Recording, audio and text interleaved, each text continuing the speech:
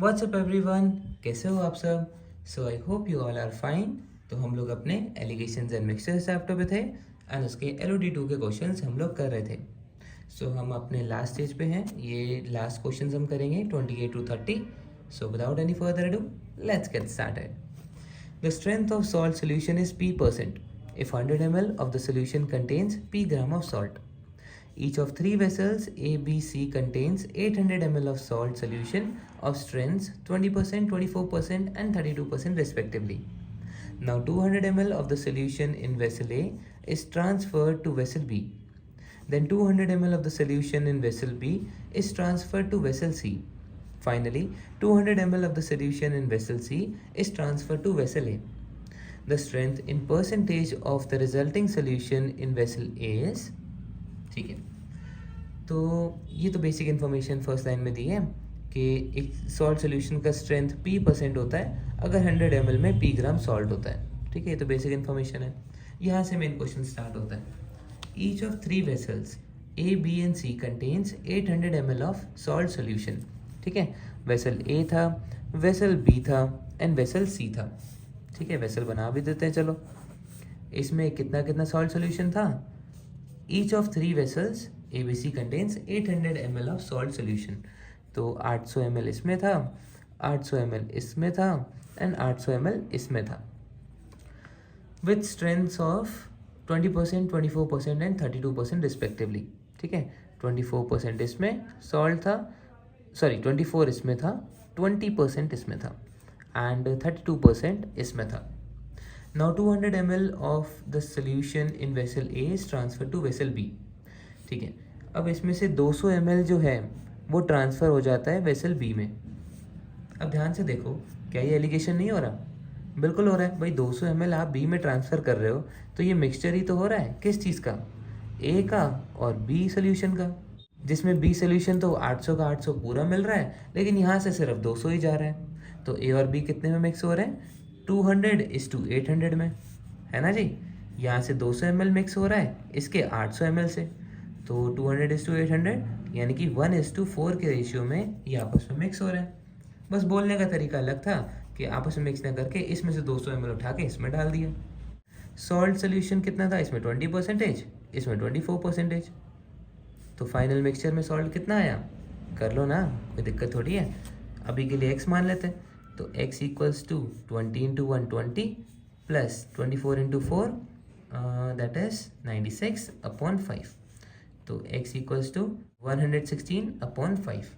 ठीक है, इतना परसेंटेज सॉल्ट जो है, सॉल्ट सोल्यूशन, वो इस मिक्सचर का आया। फिर क्या होता है? A is transferred to vessel B, ये हो गया। Then 200 ml of the solution in vessel B is transferred to vessel C। अब 200 ml B से C में ट्रांसफ़र होता है, तो यहाँ भी तो मिक्सचर हो रहा है। किसका? B वेसल का और C वेसल का।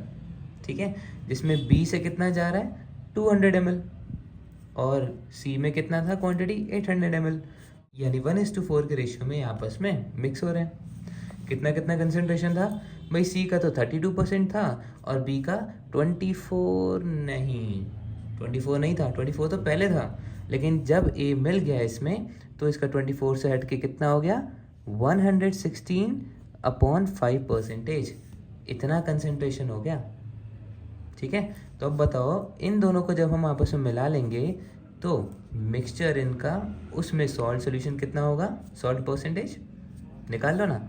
अभी के लिए y मान लेते हैं, तो y इक्वल्स टू 116/5 × 1 सेम आ जाएगा, प्लस 32 × 4 128/4 + 1 दैट इज़ 5। तो ये कितना आ जाएगा?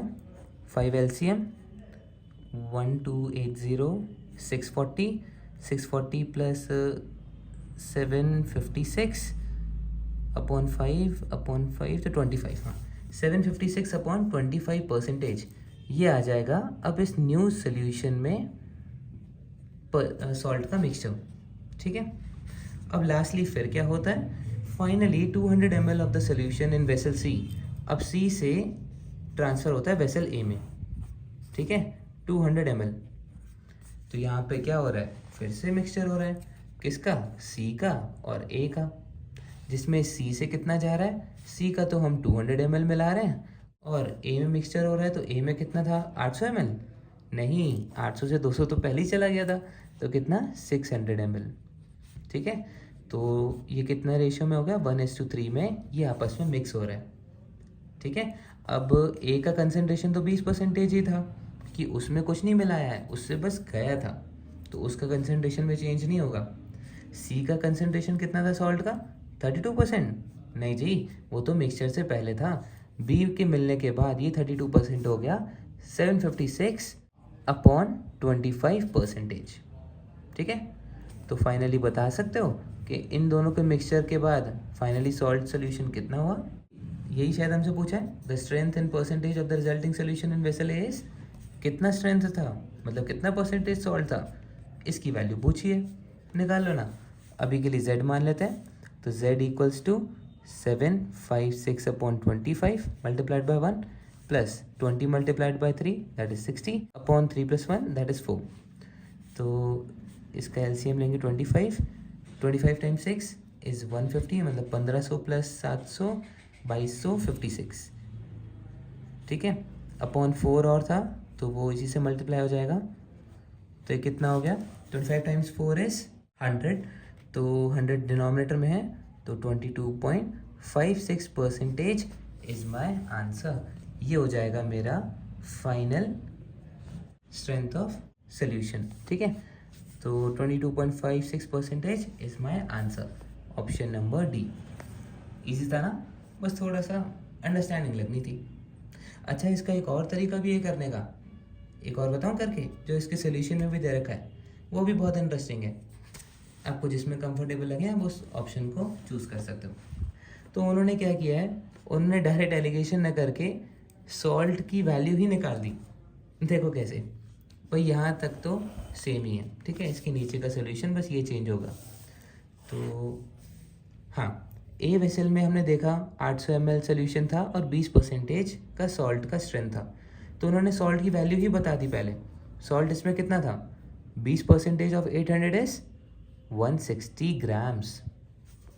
ठीक है जी, बी में सॉल्ट कितना था भाई 24% था, किसका 800 ml का, तो 24% कितना हो गया 24 टाइम्स 8, 8 4 ज़ा 32, 8 2 ज़ा 16, 192 ग्राम्स। इसमें कितना था 32% ऑफ 800, तो 32 टाइम्स 8, 8 2 16, 24 256।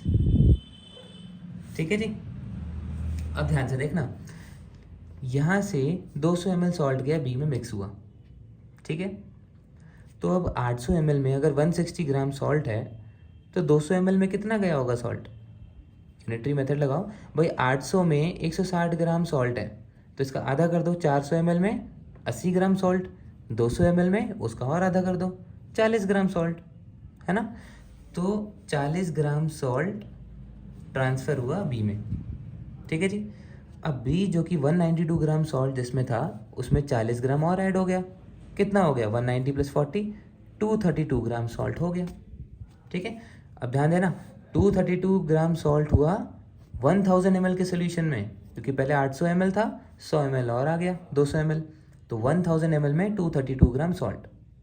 तो 200 ml जब यहाँ से ट्रांसफ़र हुआ तो कितना सॉल्ट गया भाई, 1000 ml में कितना सॉल्ट था 232 ग्राम सॉल्ट, तो 200 ml में 232/1000 इंटू 200। ठीक है, 2 टाइम्स 5 और 5 से डिवाइड करेंगे तो 5 4 ज़ा 20, 32 6 ज़ा 0.4, तो यानी कि 46.4 ग्राम सॉल्ट यहाँ से गया सी पे, और सी में ऐड कर देते हैं 46.4, तो 0.4, 6 + 6 12, 4 + 1 5, 5 + 1 10, यानी 302.4 ग्राम्स अब सॉल्ट हो गया सी सोल्यूशन में। अब 302.4 ग्राम्स ये 1000 ml का है, लेकिन गया कितना 200 ml।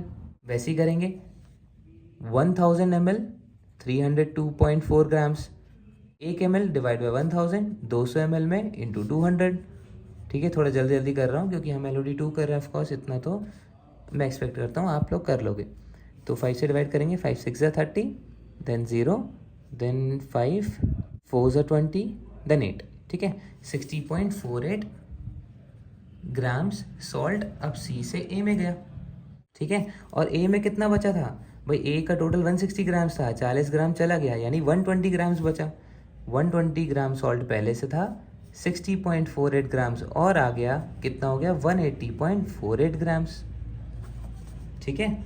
और ये 180.48 ग्राम्स ये कितने सोल्यूशन में आया है, 180.48 ग्राम्स जो सॉल्ट है ये मेरा 200 ml तो यहाँ से आया, 800 से 200 पहले ही चला गया था, तो 600 प्लस 200 800 ml सोल्यूशन में था, ठीक है। अब इसका परसेंटेज में निकाल लो तो इंटू 100 कर सकते हो। सो 180.48 डिवाइडेड बाय 8 कितना आया, देखो आ गया 22.56। That is my answer. तो दोनों में से जो मेथड में आप कंफर्टेबल हो उससे कर सकते हो। Option number D is my answer. Now question number 29. Abhijit and Amritya are among 12 students who write an examination. Abhijit scores 80.5. The average score of 11 students other than Amritya is 73. The average score of all the 12 students is one more than the average score of the 11 students other than Abhijit. The score of Amrita is, ठीक है। तो अभिजीत और अमृता दो students थे, are among 12 students, मतलब total 12 students थे। अब ये क्वेश्चन वैसे ही है जैसे हमने किस में किया था, हाँ क्वेश्चन नंबर 25 में। तो अगर वो आपको समझ में आ गया तो ये आप खुद से करोगे, नहीं आया तो फिर वीडियो को प्ले करके फिर सोल्यूशन देखना, ठीक है। तो वैसे ही हम टाइम लाइन ड्रॉ कर लेंगे भाई, अभी टाइम लाइन तो नहीं बोलेंगे, स्टूडेंट्स लाइन बोल देंगे। तो लेट्स से ये अभिजीत के मार्क्स हैं, ये यहाँ पे अमृता के मार्क्स हैं, और यहाँ पे और रेस्ट ऑफ द स्टूडेंट्स के मार्क्स हैं, rest of the students RS, चलो ठीक है। तो यहाँ पे नंबर ऑफ स्टूडेंट्स कितने हैं 1, एक अभिजीत की बात हो रही है। यहाँ पे कितने हैं 1, एक अमृता की बात हो रही है। और यहाँ पे कितने हैं 10, ठीक है, क्योंकि टोटल स्टूडेंट्स कितने थे, टोटल 12 थे, ठीक है जी। अब ये बोला है अभिजीत ने 80.5 स्कोर किया, तो अभिजीत एक ही बंदा है तो उसका एवरेज या उसका स्कोर बात एक ही है, 80.5 स्कोर किया, यानी टोटल उसने 80.5 ही स्कोर किया, सिंपल। और ये बोला है the average score of 11 students other then Amrita is 73। Amrita को अगर हम छोड़ दें तो बाकी बच्चों का एवरेज स्कोर कितना आ रहा है 73। तो बाकी बच्चे बचे कितने, 10 और 1 11 बच्चे, उनका एवरेज कितना आ रहा है 73। तो उनका सम कितना आएगा 73 times 11 by 730 plus 73, that is 803, ठीक है जी। आगे क्या बोला है, the average score of all the 12 students is one more than the average score of the 11 students other than Abhijit, ठीक है। The average score of all the 12 students, इसका एवरेज सारे 12 बच्चों का कितना है, इज वन मोर देन किसका, the average score of 11 students other than Abhijit. Abhijit को छोड़ के जो बाकी 11 बच्चे थे n इक्वल्स टू 11, उनका जितना एवरेज आ रहा है उससे एक ज़्यादा टोटल का एवरेज आ रहा है। तो लेट्स से इसका एवरेज x था, तो इसका कितना हो गया x प्लस 1, इसमें सम कितना हो गया 11x, और टोटल की बात की जाए 12 बच्चों की तो सम कितना हो गया 12x प्लस 12, ठीक है जी। तो बताओ the score of Amrita is, Amrita का स्कोर मुझसे पूछा है। तो ध्यान दो भाई, यहाँ तो इक्वेशन साफ साफ बन रही है भाई। अभिजीत को अगर हम छोड़ दें तो अभिजीत को छोड़ के बाकी 11 बच्चों का जो सम ऑफ मार्क्स है वो 11x बन रहा है, ठीक है जी। 11x प्लस अगर मैं इसमें अभिजीत के मार्क्स मिला लूँ जो कि 80.5 हैं, तो टोटल सम ऑफ मार्क्स मिल जाएंगे, है ना, जो कि है 12x प्लस 12, सिंपल। तो 12 इधर माइनस हो जाएगा, 80 minus 12 is 68.5 is equals to 11x में इधर माइनस हो जाएगा x, तो x की वैल्यू आ गई 68.5। एंड मुझसे अमृता के मार्क्स पूछे थे, तो अमृता के मार्क्स मैं कैसे निकालूंगा भाई, टोटल मार्क्स माइनस अमृता को छोड़ के बाकी जितने बच्चों के मार्क्स आए हैं जो कि 803 वो माइनस कर दूंगा। तो total marks is let's say इसे टी से ही रिप्रेजेंट कर लेते हैं, is 12 multiplied by 685 by 10, point हटा दिया, प्लस 12। तो 2 6 ज़ा 2 5 ज़ा 5 1 ज़ा 5, देन 5 3 ज़ा 15, 35 5 7 ज़ा, तो 137 इंटू 6, 137 इंटू 6, 42 6 3 ज़ा 18, 22 6 1 ज़ा 6 प्लस 2 8, 822 प्लस 12 दैट इज़ 834। ये टोटल सम ऑफ मार्क्स थे उन 12 बच्चों के। और अगर मैं अमृता के मार्क्स इसमें हटा दूं तो क्वेश्चन के अकॉर्डिंग 803 हो रहे हैं। तो अमृता के मार्क्स कितने हुए टोटल, माइनस अमृता को हटा के बाकी बच्चों के 803, सिंपल। तो इन दोनों का डिफरेंस अमृता के मार्क्स आए कितने, 31 इज माय आंसर। वैसे मैं जज नहीं कर रहा, लेकिन बहुत ख़राब मार्क्स आए हैं, आई गेस एक नंबर से फेल हो गई है, क्योंकि 32 ही मेरे ख्याल से यूनिवर्सल पासिंग परसेंटेज होता है ना कॉलेजेस में। एनीवेज चलो ये आंसर आ गया, that is my answer. Now the last question for this chapter, question number 30। A mixture comprises water and liquids A and B. The volume of water is 1/3 of the total mixture and the volume of liquids A and B are in the ratio 5:3. To remove the water, the mixture is passed through a porous medium which completely absorbs the water and partially absorbs the liquid A. Altogether, this porous medium absorbs 400 ml of the initial mixture. If the ratio of the volume of liquids A and B in the residual concentrated mixture becomes 7:9, then find the volume of water absorbed by the porous medium. ठीक है, तो एक mixture था किसका, water का, liquid A का and liquid B का। अब इसमें डायरेक्ट रेशियो नहीं दे रखा कि किस रेशियो में आपस में मिक्स थे, लेकिन इनडायरेक्टली दे रखा है, हम निकाल भी सकते हैं। देखो, the volume of water is 1/3 of the total mixture. Water कितना था भाई, 1/3 था, तो भाई रेस्ट ऑफ द मिक्सचर कितना होगा, 2/3, है ना जी। अब ये बोला है कि volume of liquid A and B 5:3 था, तो यहाँ पे 5:3 मत लिख देना, क्योंकि वाटर भी इसमें इंक्लूड है। सिर्फ ए और बी की बात करें तो 5:3 में वो मिक्स थे, ठीक है। अब वाटर 1/3 था, तो ए और बी मिला के 2/3 हो गया, ठीक है। तो उसमें ए कितना था, ए था 5/8, किसका, 5/8 ऑफ दिस 2/3, ठीक है, ये ए था। एंड बी कितना था, 3/8, किसका, ऑफ दिस 2/3, ठीक है, समझ में आया।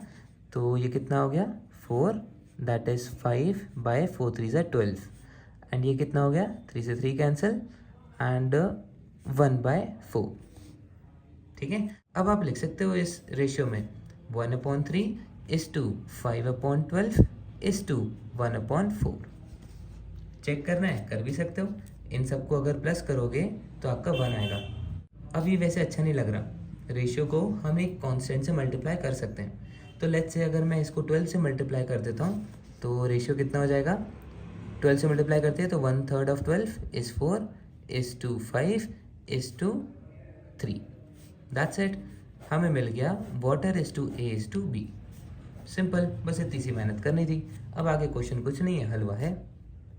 अब क्या करते हैं, टू रिमूव द वाटर, अब भाई वाटर को उन्होंने निकालना है।